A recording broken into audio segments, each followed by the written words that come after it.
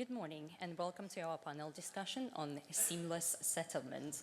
Today we are joined by four distinguished speakers. So we've got David Reed from Invesco, Kate Lowe from Euroclear, Michael Duttlinger from Cashlink, and Andrea Prampolini from Sanpaolo. Our conversation will be focused on four main themes. Theme one will be wider context.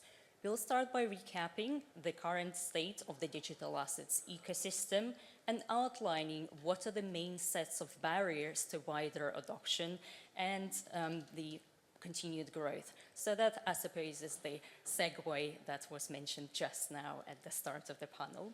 Then theme two will be the settlement challenges. So here we will look at how the lack of seamless settlement today is potentially causing frictions and acting as a barrier to unlocking full value. Then theme three is going to be success stories. So here we'll look on the positive sides. So what are the specific examples that we can point to that already indicate that seamless settlement is possible? Then theme four, this is the future road, the road ahead. Here we'll discuss what are the future seamless settlement options, how could it look like, and importantly, what are the key enablers for this. As we approach the end of the discussion, we will ask our panelists to offer a few perspectives on the next year ahead. And of course, we will leave some time for questions from the audience, so please keep these in mind as the conversation unfolds. Starting with theme one, the wider context. So David, I'll come to you for this theme. And before we delve into the core topic of settlement, I think it's good to remind our audience, with a very quick recap on what's the current state of the digital assets ecosystem, because it has seen quite a significant growth spurt this year in 2025. And also as a quick recap as to what are the main barriers to further growth to unlock the next stage.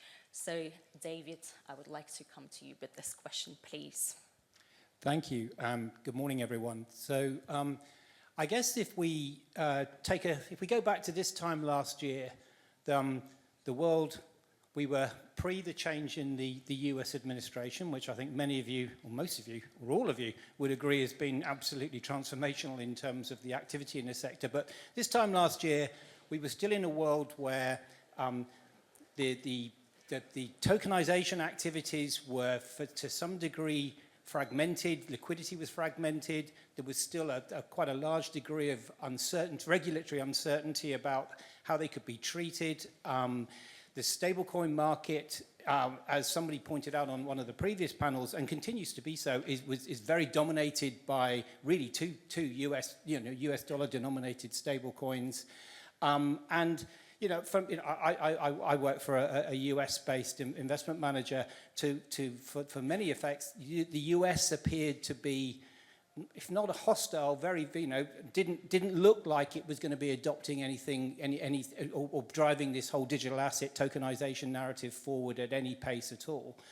And then I think, we saw, the change in administration has come. It's come with a number of different impacts, but I think certainly from a digital asset standpoint, the overriding impact has been one of an absolute kickstart. We've turned what you could perceive as headwinds into tailwinds. We're now seeing some really important things. So there's regulatory clarity coming in that stablecoin world that we talked about. So the Genius Act has gone or is going through the American legislation at the moment. The Clarity Act, which is dealing with the sort of underlying financial market infrastructure, is equally going through. And that's driving and has driven a huge amount of activity and positive perspectives from people.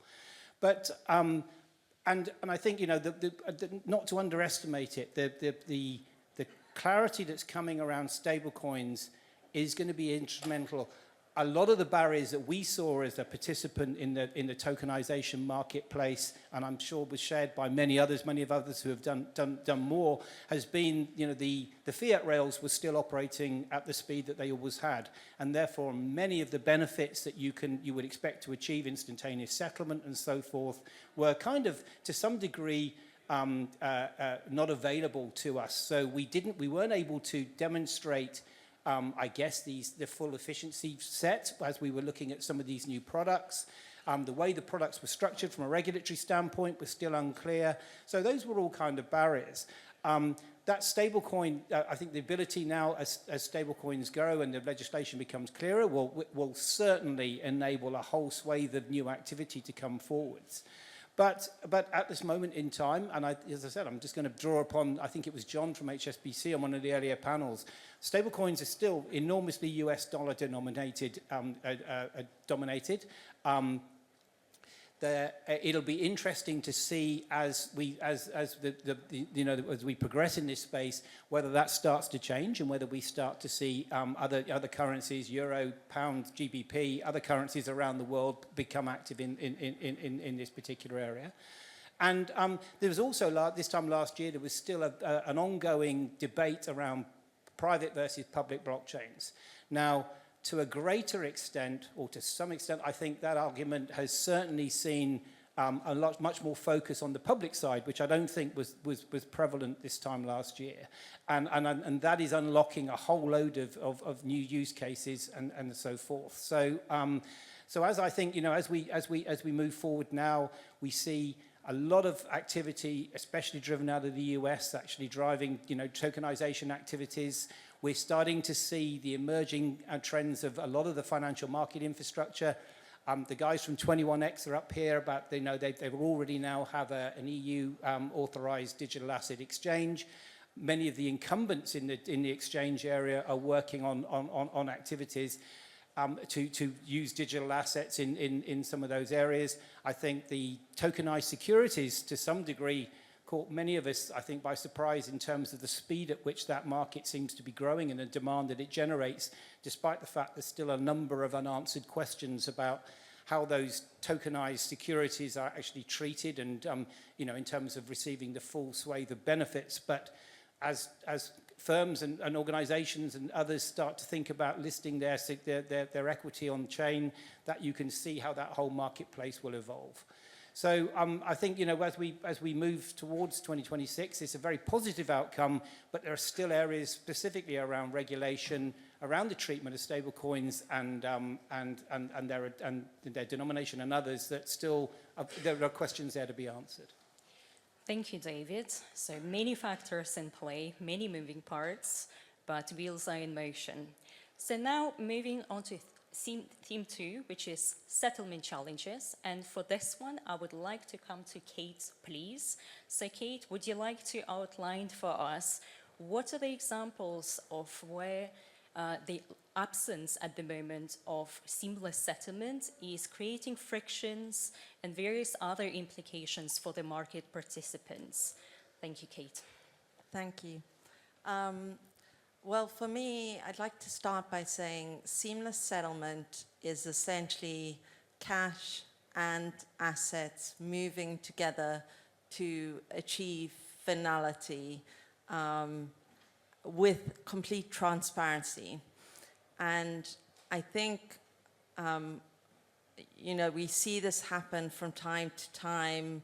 And I think where it's happening well is it works well even on a T+1 basis, but there have been various shocks to the market, like the LDI crisis in September 2022, where we saw the market really struggled in that situation because we saw trapped liquidity. We saw intra-day margin calls, we saw collateral not moving fast enough, and essentially it was like a perfect storm, and so settlement wasn't moving in a seamless way there. I think there've been, on a daily basis, the FX market, you've got at least a third of the FX market is settling PVP outside of CLS, but it continues to be a massive stress for counterparties because you've got different funding windows, depending on whether you're moving funds and you're settling gross cross-border. Essentially, it creates a lot of risk in the ecosystem. And so I think there was the meme stock crash as well, demonstrated very well that you're going to see time and time again when you have periods where it's fraught in the market, the existing settlement channels struggle to keep up with an ideal situation. So what do I say by, what would be ideal? What does good look like in this situation? I think good is where you are essentially exchanging the asset and cash in a real-time facility. You're not trapping liquidity. You're not over-collateralizing, because I think at the moment, most of the market are over-collateralizing because it's perceived to be the safe operating space. That inherently is bad because it's tying up assets, tying up liquidity that could be put to use, and creates a lot of funding demand on the market. And so essentially, I think what good looks like is how do we bring everyone to the table looking at a settlement system where you can move your intraday assets and cash, but when you need them, I believe netting has a big role to play. So, you know, we've talked about atomic settlement, but atomic settlement is an interesting concept, but you don't get the benefits of netting if you go down the atomic route. Equally, you don't want to fragment liquidity. So if you start spreading your liquidity across many different venues, you are going to find that you're trapping your assets again. And so one of the things that Euroclear that we're thinking about, and particularly with the digit RFP dropping, and given our presence as the issuer CSD for gilt, one of the things we're thinking about is how do we solve all these problems to introduce seamless settlement for a digital gilt, but also across all of our asset classes. But I think the key factors we'll be looking at is non-fragmentation of liquidity and preserving that, collateral mobility, and being able to have transparency across all of your assets, so that you can move them in a very quick fashion if you need to. And then I think the third thing is doing it in a very safe and secure way, because I think as things move digital, one of the key concerns for us is, you know, we take cyber risk and risk around technology very, very seriously at Euroclear.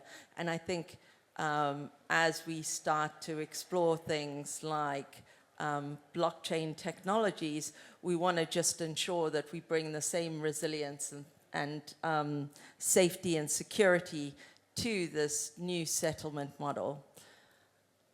Thank you, Kate. Certainly very helpful illustrative examples, but also a few key points on the mechanics and what to look for in the future as well to an extent, which is a nice segue to now theme 3, which is success stories. And for this one, I would like to come to Michael, please. If you could share some of the recent examples where there are already signs of seamless settlement being a possibility, and at what scale was those examples achieved? Thank you. Yeah, happy to do so. So with Cashlink, we've been pioneering the space since 2019 for the tokenization of securities. And I think the key factor for all the successful projects was the regulation. So we're acting European-wide, but especially Germany introduced 2 blockchain laws a couple of years ago already, which really was the basis for financial institutions tapping into the tokenization of securities, especially in Germany. So our clients have contributed more than 500 million in total value locked to right now Polygon and Ethereum. And what we thought is, of course, that you really go step by step. First, we got a lot of demand really for the retail-driven business, which is solar parks and wind parks and so on. And here it really worked kind of seamlessly already. But at some point you have to deal with, okay, how do I do the cash settlement? And in this case, it's still some island systems have been evolved, where you have like sub-custodian accounts of the issuer, and then you just settle on the custodian bank level, which is a very island system, but it works, and I think it's a needed step to towards the vision you just mentioned, which we want to have at the end for a completely new capital markets infrastructure. So we saw this settlement systems, and then as for example the German biggest promotional bank KfW did 2 issuances with us, and the first one they did with free of payment, and a 9-digit one, and then they also did like, okay, at some point we cannot do DVP instant DVP, so we have to do payment first, or we have to do delivery of the security first. And then the second step, what a couple of other banks also joined with us, were the trigger solutions, the ECB, European Central Bank trials for accessing target 2. And now I can see that if I look at our clients, some of our clients are really still moving into like sub-custodian systems for the settlement. Some clients are really going for stablecoins and are now onboarding with, for example, our partner AllUnity. To then do you have a settlement system based on stablecoins, and another part of our clients, especially the bigger financial institutions, are now really leaning towards the Pontes and Appia solution of the European Central Bank, which shall come out next year, which we will also be participating. So the first projects are already starting. So I think we will see a couple of different tracks in the next years for a settlement system. It has to consolidate at some point. Because even if you look at these 3 pillars I just mentioned, the question is which stablecoin providers will prevail is the question. How does exactly the ECB solution look like? It's still not clear how then target 2 will be accessed and by whom and under which conditions. And also what's I think now really getting more important is on which chain are we doing all this? Because if you have only, I think in the future only very few public blockchains will prevail and only very few private blockchains will prevail. Now we have way too many, and especially if you look at the financial institutions, they only want to work with very few ones. They have to do risk assessment, they have to compliance checks, continuous ones. They want to keep the layer they're working on to a very limited number. And this also means if we want to have this whole capital market infrastructure system, everyone has to be on the same ledger. So there's, if for example we're tokenizing on a specific chain, but secondary markets like 21x are not on this chain, stablecoins are not on this chain, the custody provider are not able to process this chain, it's basically useless to tokenize on this chain. So this is what our perspective is also, that we are now really focusing on a very small number of chains where we want to grow with, and where we see the highest interoperability among custody, secondary market, the tokenization layer, and the money leg. So yeah, still I would say we had very successful use cases, especially in Germany, with big banks tokenizing their securities and now they really move, I think, from issuance to issuance. They would still experiment, so we're still on a POC level, or not a really POC level, but on a like issuance by issuance level. And now as they want to move from issuance by issuance to really a scalable business case, they really have to dig deep into how the settlement system is going to look like, and it can be different in each case. Thank you, Michael. And this is actually a very nice segue into our final theme, which is the road ahead. So for this one, if I may come to you, Andrea, please. And if you wouldn't mind outline, what would be the key enabling factors for actually proceeding from experiments and proof of concepts and onto the large-scale implementation? Thank you, Andrea. Thank you, Ekaterina. And I think your question actually has several angles that tie very well also into regulatory developments as well. I mean, starting from money, I mean, we have heard about stablecoins. I mean, even if MiCA and Genius were really the first pieces of the regulatory puzzle to come into place, I mean, the fact is that stablecoins are not really widely accepted as a settlement asset in wholesale transactions. I mean, part of this is the scale problem. I mean, from a Euro perspective, the total capitalization of Euro stablecoins doesn't reach possibly $500 million. So, I mean, this is clearly not enough. And yeah, so from this point of view, I think also one successful, thing that was done in the past months was the ECB trials last year, and I recall that the ECB trials essentially made available for a few months to participants a connection between DLT infrastructure, DLT, registers and the target payment systems. So this actually, testifies also to the need for interoperability and the need among participants to have the possibility to settle in central bank money. So this was actually something that was really enabled a lot of experimentation in Europe. So we also took part into that. And now we are expecting with Pontes starting next year a new phase that will actually allow a lot of new participants to have this possibility of setting central bank money, and so actually tackling the cash problem quite directly. In terms of what seamless settlement means, I mean, clearly means also faster settlement. So we all know the effort that we are putting into place to move to T+1, Europe, UK, Switzerland. So I hope you didn't miss too much in the back there. Just to conclude, so... Can you start all over again? No. Thanks.